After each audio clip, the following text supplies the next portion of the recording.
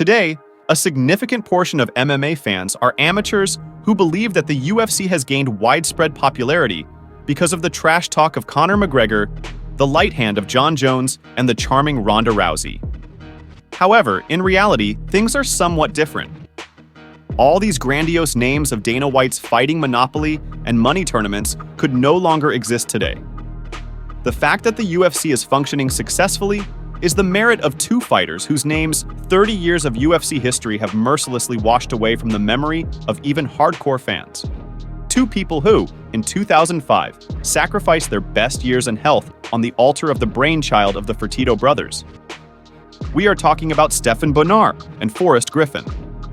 And although they heroically preserved their unique style, for some reason, it is not customary in the world of martial arts to talk much about the great fathers of the strongest fighting league.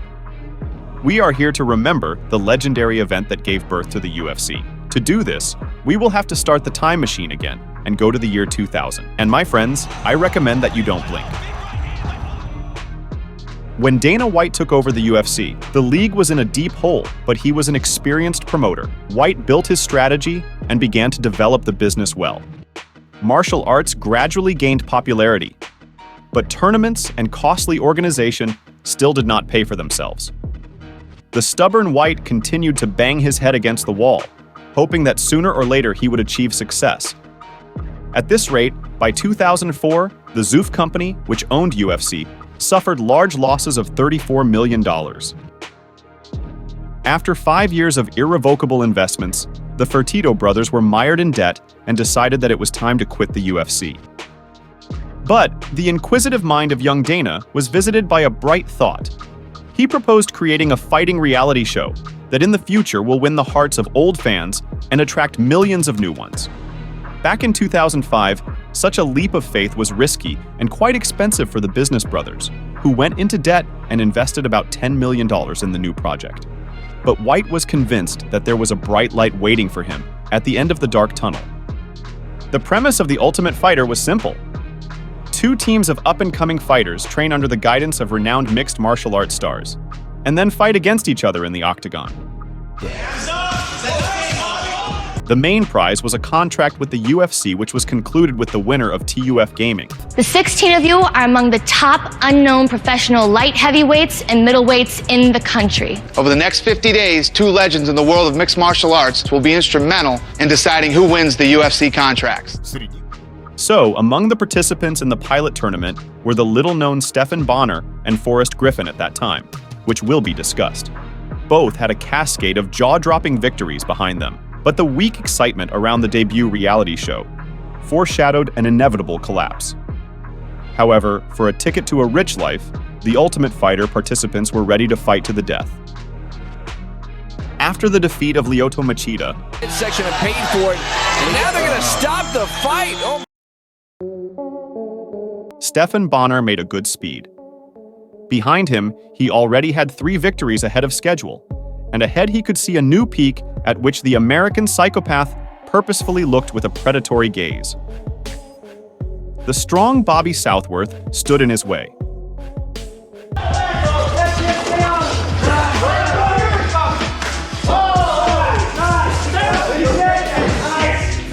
Great fight, boys. Stephan Bonnar, split decision. In the semifinals, little-known Mike Swick ended up with Stephan, who almost interrupted the plans of fate.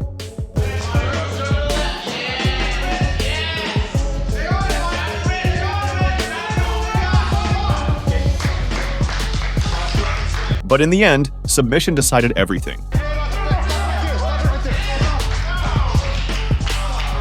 Having won 2 victories, the former sports doctor reached the finals of the tournament and was one step away from signing a contract with the UFC. At the same time, Forrest Griffin, who was in good standing. In the literal sense of the word, he made his way to the finals. In the first fight, the massive Griffin brought down the wrath of man on the unbeaten Alex Shonau.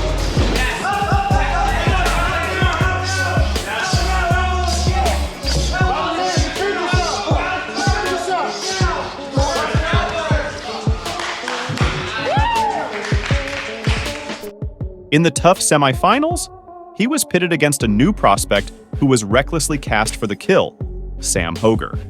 Another undefeated talent, Forrest's sharp knees got in the way and forced the daring opponent to taste all the bitterness of defeat. Having quit his job as a police officer, Griffin made the right decision and, following Stephan Bonnar, reached the tough finals. The fighters showed mixed martial arts in all its glory, and the audience appreciated it. The fan base began to expand before our eyes. The ratings went up, but this was still not enough to cover the company's monstrous expenses. The first final fight between Diego Sanchez and Kenny Florian did not live up to expectations, because it went very quickly.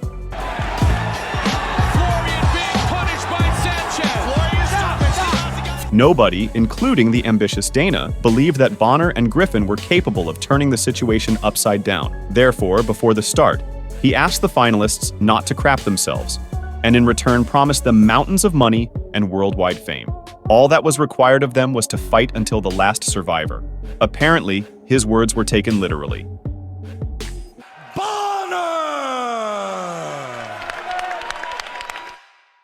I thought it would be a good fight. I didn't know it would be the great fight that it was.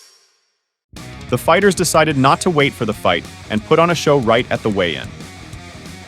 As time will tell, it was just a good warm-up before a long night.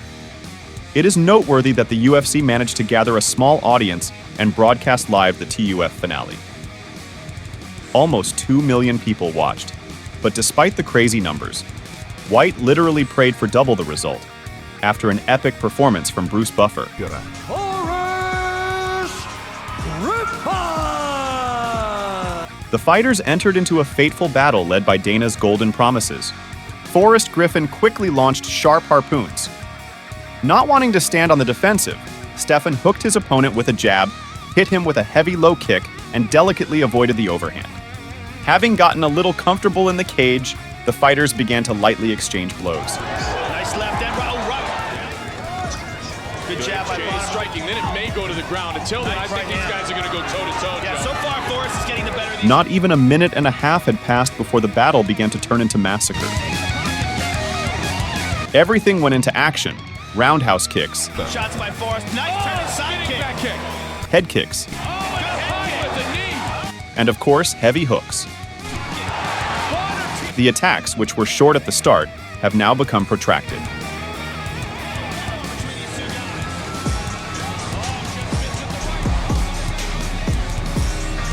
The audience gave a standing ovation because they had never seen anything like it.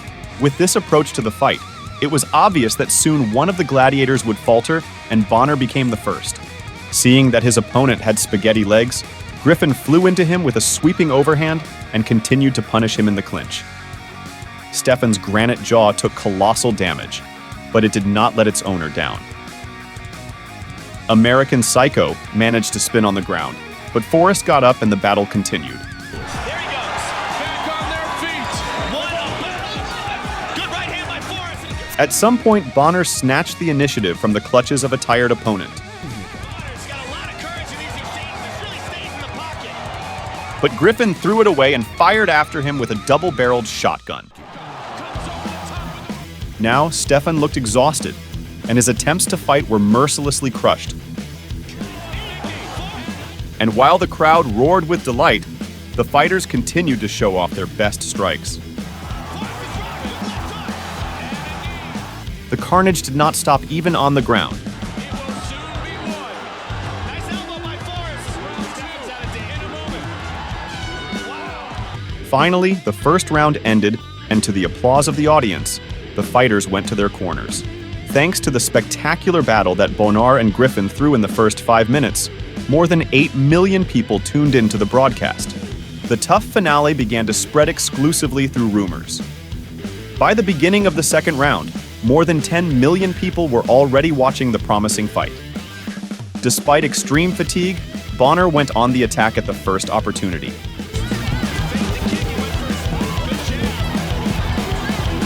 Griffin, having received a cut, escaped in the wrestling.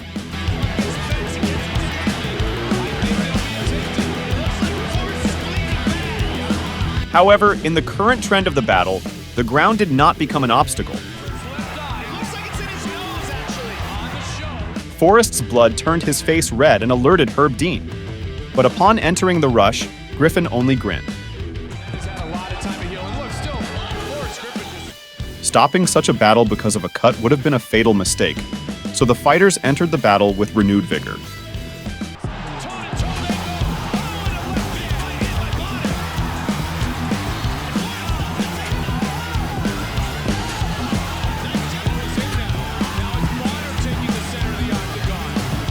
Despite the terrible hits, none of the gladiators even thought about retreating. Bonnar doing a good job of deflecting the knees. Forrest is running out of gas, Joe. Stephan delivered the killing knee and continued to desperately chop. This is just an unbelievable. Forrest went limp but continued to resist. Looks like he's catching a second wind. Bonnar relentless. Forrest with a counter. At the end of the second round, both were hellishly exhausted, but they didn't let up the momentum. Bonner's got step away now. Lands some shots. Nice knee by Forrest. I mean, literally everything. This truly is one of the greatest moments in UFC history. The audience rejoiced, because a real gladiatorial fight in the 21st century is an incredibly rare sight. Ratings increased live, and the fan base grew incredibly. The whole country was discussing the bloody massacre, and people were eager to see it with their own eyes. The final round traditionally began with an aggressive attack. Might decide this fight. And although the strength left the fighters, the unbending spirit did not leave them for a second. The stakes were too great to feel sorry for themselves. Bonnar and Griffin measured nuts right in the center of the octagon. Here, though, in this third and final round. It was impossible to choose a clear favorite. Every blow was returned to the opponent. Swinging for the fences. I mean, this is just right hit by Bonnar. The outcome of the battle did not disappoint. And the heavy breathing of the fighters, exhausted by the 15-minute war, dissolves behind the crazy roar in the arena. And until the clock ran out, Bonnar and Griffin did not allow themselves to stop. Having started the battle with chopping, they ended it with chopping. Dana White and millions of fans around the world were shocked and had never seen anything like this before. None of these fighters have ever fought as long as Stephan Bonnar and Forrest Griffin. It was a great night. It's time to sum up the results of the battle. You have just witnessed 3 rounds of the greatest action seen inside the octagon in the history of the UFC. Bruce Buffer delivers his verdict. Jeff Mullen scores the bout 29-28. Tony Weeks scores the bout 29-28. And Dalby Shirley scores the bout 29-28 for the winner by unanimous decision, Forrest Griffin! Dissonance arose in the hearts of the fans. Nobody wanted to see losers in this battle. On the one hand, everyone was happy for Griffin, who courageously won and received a contract. But on the other hand, on the canvas lay an exhausted Bonnar, who was very far from people. Forrest was awarded the trophy, but the grateful UFC president fully appreciated Stephan's efforts. White ended the tournament on a positive note, leaving both fans and fighters satisfied. There is no loser in this fight. And we're going to offer Stephan Bonnar a 6-figure contract with the UFC. The final of the first UFC in TUF history wrote itself into history in golden letters, with the hands of Stephan Bonnar and Forrest Griffin. That fight became the starting point for the UFC, as it attracted new viewers and multi-million-dollar contracts. Despite the bloody battle, Bonnar and Griffin remained good friends forever. And years later, Dana White led the athletes into the Hall of Fame. There has never been a more important fight in the history of the UFC. There has never been a more important fight except for like UFC 1 in the history of mixed martial arts. And it is our honor to induct Forrest Griffin and Stephan Bonnar into the UFC Hall of Fame. After the fight in 2005, everyone went their own way. Griffin became the champion of UFC. But Bonnar remained a top fighter for many years. Unfortunately for the sports world, in 2022, Stephan Bonnar contracted Staphylococcus and suffered complications due to improper treatment. 25 deaths 2022. Bonnar left us forever on Christmas Day. As they say, champions never die. They go to conquer the skies. Friends, a thank you for watching. If you like this video, feel free to like it and don't forget to subscribe.